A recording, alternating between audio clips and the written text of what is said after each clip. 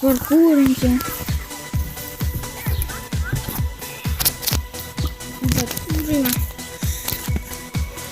Har du såna där det här?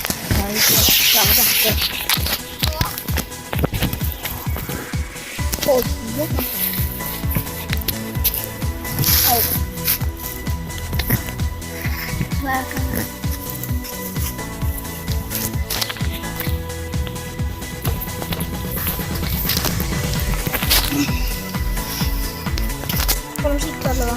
Ja, bara cykla. Ah.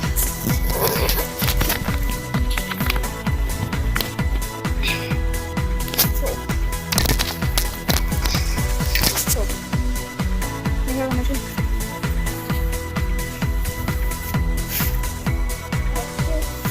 Nu ska vi komma i.